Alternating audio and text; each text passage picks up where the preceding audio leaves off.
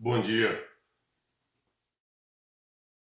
Atos 25, a partir do versículo 13.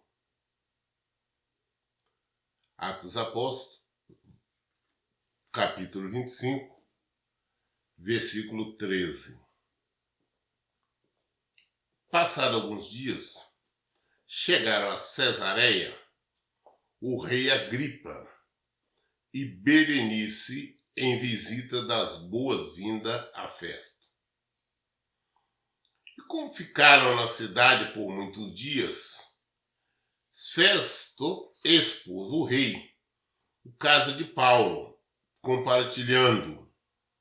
Aqui um certo Paulo, homem que Félix abandonou na prisão. Quando estive em Jerusalém, o chefe dos sacerdotes e os líderes dos judeus protestaram graves acusações contra ele, reivindicando que fosse condenado.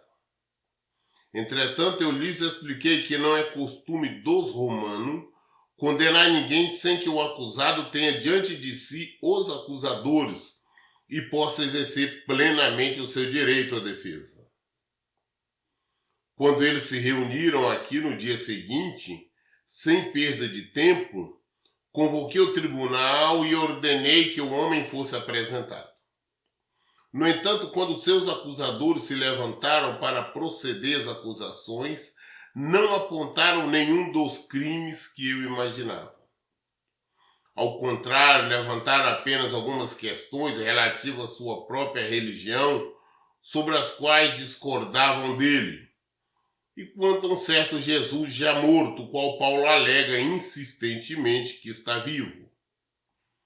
Diante de tudo isto, fiquei sem saber como investigar corretamente a questão.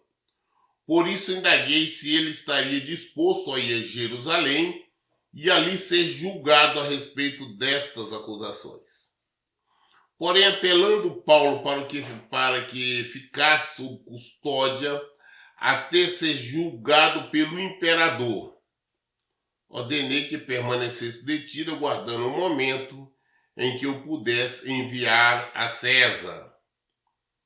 Então o rei Agripa propôs a Festo, pois eu também gostaria de ouvir este homem. Ao que Festo consentiu. Amanhã ouvirás. Então o rei agora, o rei Agripa, ele e sua esposa vieram a Cesareia para encontrar, ter com Festo, até para parabenizá-la por assumir esse novo cargo, né? E estando ali, então, Pórcio Festo, resolveu então expor a situação de Paulo. Falou, tem aqui um certo homem preso que quando eu cheguei, o Félix tinha abandonado aí na prisão e que os judeus estavam acusando. Quando eu estive em Jerusalém, vieram falar sobre ele. Uma série de acusações. Eu disse a ele que não é costume nosso, nós os romanos, julgarmos alguém sem antes ouvirmos, sem que ele possa exercer plenamente o direito de defesa. E falei com eles, se eles quisessem, eles descessem. E eles vieram. E assim que eles chegaram, eu convoquei o tribunal e ordenei que o Paulo fosse apresentado. No entanto, os acusadores, as pessoas vieram acusar, não tinha nada.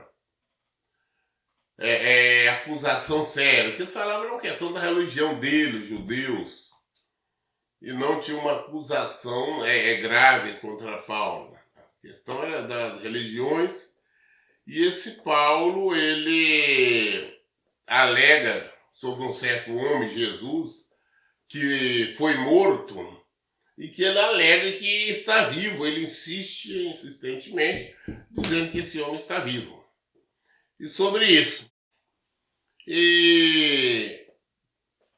eu não tinha, sem ter base ali como julgar essa situação, eu quis que Paulo, então, perguntei se ele poderia ir para Jerusalém para nós julgarmos lá, comendo assim, teria mais argumento, mais pessoas ali para poder fundamentar esse processo. Mas Paulo apelou para o imperador, apelou para César, apelou para Augusto César. Então eu decidi que no momento certo, no momento oportuno, eu vou enviar para Roma. Aí o rei Agripa falou, não, eu gostaria também de ouvir esse homem. Aí Festo falou, não, tudo bem, então amanhã o senhor vai ouvir. E nós vamos ver que, ou seja, é mais uma oportunidade de Paulo agora pregar para o rei. Porque que nós podemos observar que todo mundo, o qual Paulo vem falar com Paulo, vem interrogar, a defesa de Paulo é pregando, é testemunhando, é levando o evangelho. Ele fez assim com Félix, fez assim com Festo, e agora novamente vamos ver ele fazer a mesma coisa com o Agripa, né? Nós vamos ver ele fazer isso com a Agripa e com sua esposa, a Berenice. Muito bem. No dia seguinte, Agripa e Berenice chegaram com grande pompa e entraram na sala de audiências, juntamente com seus altos oficiais e os homens mais importantes da cidade. Então, por ordem de Festo, Paulo foi trazido. Então, no dia seguinte, foram para a sala da audiência, o rei, a rainha, os altos oficiais, as mais altas autoridades, todo mundo ali ao redor do rei, da rainha, todo mundo. E entraram para a sala de audiência. Aí Festo, então, determinou que trouxesse, então, Paulo. Versículo 24. Em seguida, Festo declarou, Rei Agripa, e vós todos que estáis presentes conosco, vedes que aqui está o homem por causa de quem toda a comunidade dos judeus, tanto em Jerusalém como aqui, recorreu a mim afirmando que ele não deve mais viver.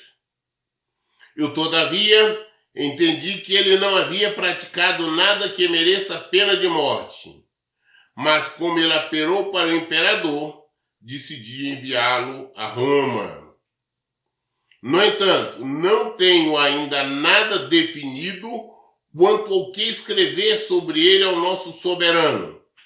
Por essa razão, eu trouxe perante vós, especialmente diante de ti, ó rei Agripa, para que depois de realizado esse interrogatório, eu tenha informações mais claras a prestar. Porquanto não me parece sensato enviar um preso sem antes notificar as acusações que pesam sobre ele. A hora que Paulo, então, é colocado ali, na sala das audiências, diante do rei, tudo aquela comitiva, os oficiais, então Festo faz a apresentação. Fala com ele, falou, olha, aí está esse homem, esse é o Paulo, em que os judeus, tanto em Jerusalém como aqui, fazem severas acusações contra ele, dizendo que ele tem que ser morto, que ele não deve mais viver. Mas eu interroguei e eu vi, e eu não encontrei nada nele que eu possa condená-lo à pena de morte.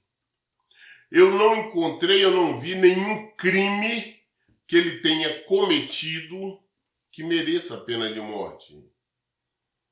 E por esse motivo eu tentei levar para Jerusalém, mas ele apelou então para César, para o imperador. E assim então eu decidi enviar ele para Roma, então. Mas eu não tenho o que escrever, eu tenho que mandar um relatório lá para César, mas eu não tenho o que escrever contra Paulo. Qual acusação? E eu também não acho certo, né? Não tem como enviar um preso para lá sem expor a acusação. Tem que ter uma acusação para me enviar. E não tem, por esse motivo estou com ele aí. E novamente eu trouxe até para o senhor ouvi-lo. Nós temos mais uma vez o senhor ouvindo para que nós possamos entender, compreender. E eu tenho agora uma coisa para me fazer um relatório para me enviar para Roma, para o César. Muito bem, então capítulo 26, versículo 1 do capítulo 26. Então, diante disso, né, diante do que o Festo fez apresentações, expôs ali a questão, vamos dizer que agora no capítulo 26, versículo 21. Então Agripa, o rei, né, dirigindo a Paulo, declarou: é permitido que faças uso da palavra em tua defesa. Em seguida, Paulo fez um sinal com a mão e iniciou a apresentação de sua defesa. Então, o rei Agripa agora fez um sinal para Paulo, olhou para Paulo, dirigiu ele e falou: Paulo, você tem a permissão de falar em sua defesa, de se defender agora. Então, Paulo fez assim um sinal com a mão, né, e iniciou então a sua defesa. Versículo 2. Ó rei Agripa, considero-me abençoado por poder estar hoje em tua presença, a fim de verbalizar minha defesa contra todas as acusações dos líderes judeus, especialmente porque é versado em todos os costumes e questões que há entre os judeus. Por este motivo rogo-te que me ouças com paciência. É do pleno conhecimento de todos os judeus como tenho vivido desde criança, tanto em minha terra natal como em Jerusalém. Eles me conhecem há muito tempo e podem testemunhar, se assim o desejarem, que como fariseu vivi, conforme os ditames da seita mais rigorosa da nossa religião. Contudo, agora estou aqui para ser julgado por causa da esperança da promessa feita por Deus aos nossos antepassados. Esta é a promessa que as nossas 12 tribos esperam que se cumpra, cultuando a Deus com todo o fervor, dia e noite sem parar. É precisamente por essa esperança que estou sendo acusado pelos líderes judeus. Porque se julga inacreditável entre vós que Deus ressuscite os mortos? Eu igualmente estava seguro de que deveria me opor ao nome de Jesus, o Nazareno. E foi exatamente assim que procedi em Jerusalém, havendo eu recebido autorização dos chefes dos sacerdotes. Atirei muitos santos aos cárceres, e quando eram sentenciados à pena de morte, eu sempre dava meu voto contra eles. Várias vezes, corri de sinagoga em sinagoga com o objetivo de castigá-los, e fazia de tudo para obrigá-los a blasfemar. Em minha fúria obstinada contra eles, atravessei terras estrangeiras para capturá-los. Dá uma parada aqui. Então, olha a defesa de Paulo. Tá? Olha aqui que Paulo devia estar falando, não, eu sou inocente, qualquer coisa assim. Ele começa dizendo, é claro, que está feliz, abençoado por estar apresentar a defesa ao rei Agripa, porque ele sabe que o rei Agripa conhece os costumes, as leis, os hábitos dos judeus, né? Ele tem conhecimento disso. Então, para ele é bom estar pleiteando, né? Apresentando a defesa dele a quem conhece os costumes dos judeus. E então ele pede que o rei tenha paciência com ele e escute ele até o final da defesa. Ele começa falando que é do conhecimento de todos os judeus. É conhecimento de todos os judeus. É como eu vivi desde o meu nascimento, tanto lá na minha terra natal, lá em Tarso, como tenho vivido toda a minha vida. Eu vivi e também em Jerusalém, eu vivi como um fariseu. Sou filho de fariseus. Ele falou, o que eu estou falando a eles, as pessoas não conhecem, podem perguntar isso a eles, né? Eles podem testemunhar se quiserem, porque eu vivi como um fariseu, eu fui um fariseu. E na fala, ele viveu conforme os ditames da seita. Ele falando, ele afirma, né, que os fariseus é uma seita, farisaísmo, né? Conforme o ditame da seita mais rigorosa da nossa religião. É a mais rigorosa. Tá? Não é saduceu nem nada, os fariseus. Ele falou, mas apesar disso, agora eu estou sendo julgado por causa da esperança feita a Deus aos nossos antepassados. Porque Deus tinha prometido, nós sabemos pela Escritura, pelos profetas, que enviaria o Messias para salvar o seu povo. E falava até como o Messias seria morto, que foi Jesus, e que também ressuscitaria. Falou, eu estou sendo julgado por isso, porque ele veio hoje, eu prego isso, o que aconteceu, e eles não querem. Falou, e essa é a promessa que foi feita às 12 tribos. E é hoje o que eles falam, que estão esperando, como nós sabemos que até hoje, os judeus estão esperando o Messias ainda. Sendo que o Messias já veio, já levou nossos erros, levou nossos pecados, e está voltando pela segunda vez, para levar embora de vez a sua igreja. E ele que é a esperança nossa, a esperança de Israel. E é por causa dessa esperança, por causa de Jesus, é que eu estou sendo julgado aqui hoje. E ele faz uma pergunta então para o rei, né? Fala, mas vem cá, por que o senhor julga que é inacreditável que Deus ressuscite os mortos? Você acha que é impossível Deus ressuscitar os mortos? Não, Deus ressuscitou Jesus. Aí vem lembrar que ele também no passado estava seguro que ele tinha obrigação de ir contra o nome de Jesus, o Nazareno. Ele antes como fariseu tinha essa certeza, ele lutava dessa maneira, porque era o que ele entendia, o que ele acreditava. Prova tal que assim ele agiu, ele tinha recebido a autorização do chefe do sacerdote, diante da situação, ele falou, olha, que ele muitas vezes ele mandou os santos, os homens e mulheres de Cristo, de Deus, seguidor de Cristo, inúmeras vezes eu mandei eles para a cadeia, para o cárcere.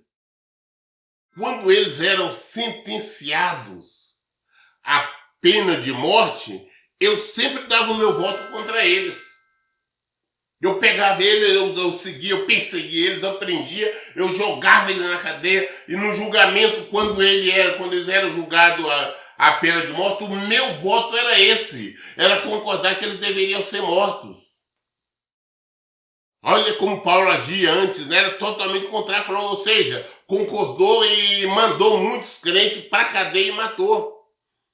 Versículo 11. Ele ainda fala que várias vezes ele correu, né, de sinagoga em sinagoga, de templo em templo, com o objetivo de castigá-los.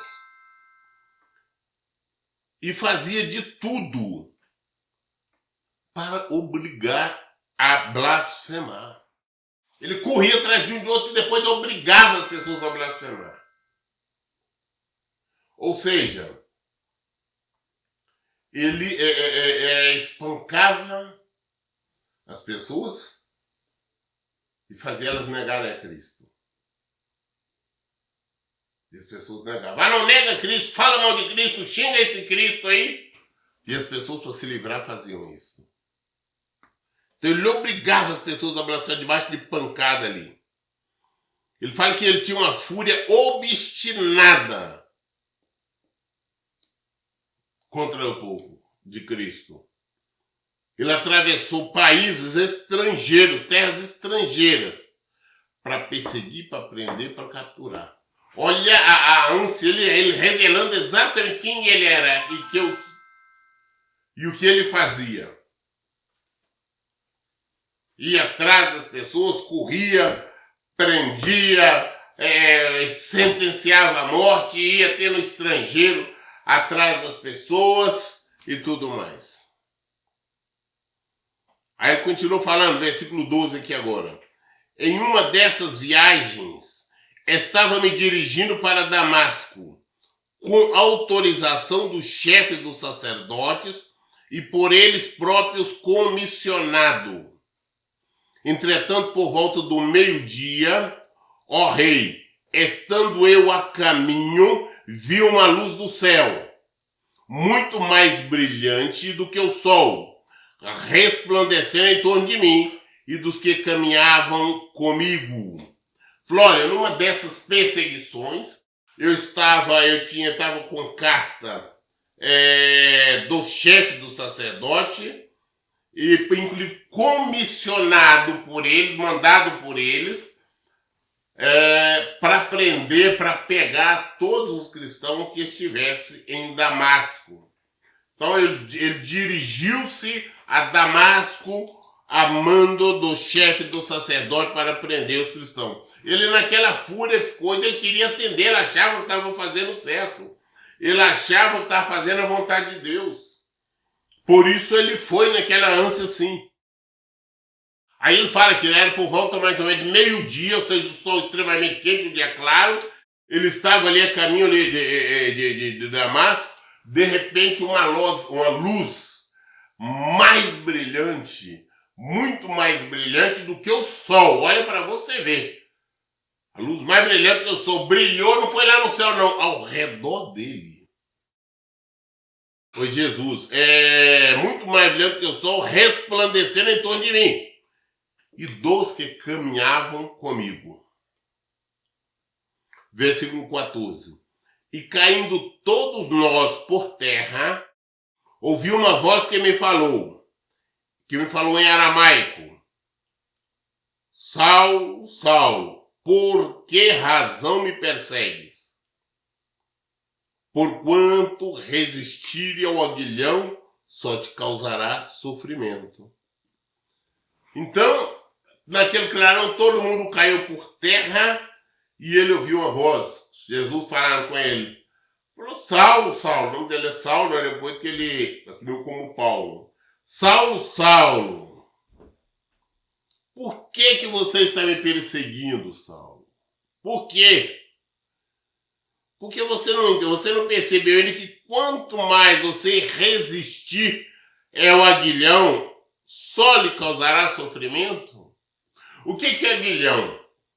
Na roça, para você tocar o gado, para embarcar, para separar o gado, você usa uma vara com uma ponta ali, um prego na ponta, um pedaço de ferro, a ponta afiada para você fazer o gado andar, o boi andar, você vai cutucando ali, separar no curral ou para embarcar nos caminhões, faz isso. Hoje, já mais moderno, eles estão usando agora a vara com ferrão já com choque. Na pontinha ele dá um choquinho para o gado andar. Mas o aguilhão é isso. Então Jesus está falando com ele, falou: olha, você está resistindo ao aguilhão. Enquanto você está resistindo isso aí, só está causando sofrimento a você mesmo. Quando você está resistindo, só está causando sofrimento a você. Ou seja, Jesus está falando que há muito tempo você está perseguindo o meu povo, você não deveria estar fazendo isso, você já deveria ter abandonado, mas você está insistindo nisso. E isso só está lhe trazendo sofrimento. Então tem pessoas que conhecem a verdade, sabem que deveria abandonar o erro, o pecado, mas está insistindo. Conclusão, só está aumentando o sofrimento. É como resistir, como um boi sendo levando ali espetado. Um boi levando espetado, imagina isso. Quanto mais as pessoas resistem, em viver o evangelho, praticar a palavra de Deus, está resistindo. Então, vai levar a guilhada. Então, só vai aumentar o sofrimento. Versículo 15. Foi quando indaguei: quem és tu, Senhor? Ao que replicou o Senhor: sou Jesus a quem tu estás perseguindo. Ele naquele clarão, falou: mas quem é o Senhor que está falando isso? Falou: não, eu sou Jesus que você está me perseguindo. Eu sou Jesus a quem você persegue. Eu tenho dito isso, que todas as vezes que nós estamos perseguindo um verdadeiro servo do Senhor, uma serva do Senhor, um praticante da palavra de Deus, nós estamos perseguindo o próprio Jesus. Quando alguém está perseguindo uma pessoa porque ela está lutando pela restauração do casamento, o casamento está de acordo com a palavra de Deus, você está fazendo o que é certo. Então as pessoas estão perseguindo, pode ser parente, pode ser quem quer que seja, estão perseguindo o próprio Senhor Jesus. Entendeu? Então nós temos que tomar muito cuidado com isso.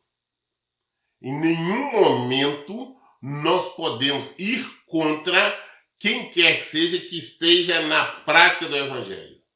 Não, ele está praticando o Evangelho, glória a Deus. Então, por esse motivo, você jamais pode perseguir, senão vai estar perseguindo a Cristo. Tá? No versículo 16, aí diz: agora, pois levanta-te e apruma-te em pé. Foi para isso que te apareci, para te converter em servo, testemunha tanto das maravilhas que viste da minha parte, como daqueles que te manifestarei. Falou: olha, agora você levanta. Eu vejo todo mundo falando: não, rapaz, eu tô caído aqui em espírito, tá? Não, Jesus quando aparece, ele nos levanta, não levanta. Desde o Antigo Testamento você vendo quando o anjo do Senhor aparece, levantando. E aqui ele levanta. Fala com Paulo: levanta. Se apruma, rapaz. Fica firme, fica de pé. Porque foi para isso que eu te apareci. Foi para converter você em servo e testemunha tanto das maravilhas que você viu da minha parte, como daquelas que eu vou te manifestar, como daquelas que eu vou te mostrar. Eu vim para te converter em servo, para estar apresentando. Versículo 17. Ele fala: irei livrar-te deste povo e dos gentios, para os quais eu te envio, para lhe abrir os olhos e os converterem das trevas para a luz, e do poder de Satanás para Deus, a fim de que receba o perdão dos pecados e herança entre os que são santificados pela fé em mim. Olha, levanta, né? Fica firme, fica sobre seus pés, porque eu te apareci, foi para isso, para você testemunhar tudo que você já viu, como ainda que eu vou manifestar, como que eu vou ainda te mostrar. E eu vou te livrar você desse povo aí, tá? Eu vou te livrar deles e dos gentios também, que eu vou te enviar para os gentios. Ou seja, não é para os judeus. Estou enviando você não é para os judeus, estou enviando sempre para os gentios, para pegar para os gentios, para os estrangeiros. E foi o que Paulo fez, né? Nós sabemos, as igrejas todas, que ele abriu, que ele pregou, quem pregou em Corinto, Efésios, em todos esses lugares, foi Paulo. Foi para lá que eu vou mandar você. E para quê? Para você pregar, para você abrir os olhos desse gentio, desse estrangeiro, para que eles se convertam, para eles saírem das trevas, da escuridão, do breu, para a luz. Eles vêm para sair do poder do diabo, sair do poder de Satanás, para eles saírem de lá e vir para Deus, a fim de que recebam o perdão. Eles se convertam, saiam da mão do diabo, saiam da mão de Satanás, se convertam para Deus e então recebam o perdão dos pecados. Eles recebam então a herança entre os que são santificados pela fé em mim. Eles vão receber a herança de se converterem, vão receber a herança do santo santificado em mim. Ou seja, eu vou te enviar para você pregar para os estrangeiros, para eles abandonar os erros, para eles abandonar os pecados, para eles se converterem a mim e poderem serem salvos e poderem serem convertidos para receber herança, né, entre os que são santificados pela fé em mim. Vamos parar por aqui. Eu li hoje Atos capítulo 26 até o versículo 18. Amanhã, querendo Deus, sendo a vontade do Senhor, nós daremos continuidade a partir do versículo 19. Todas as dúvidas nós esclarecemos na Bíblia. Por isso, em todo tempo, eu digo, leiam e pratiquem a Bíblia. Que Deus abençoe. Tenha um bom dia. Não esqueceu de ligar o ar? Calor do inferno.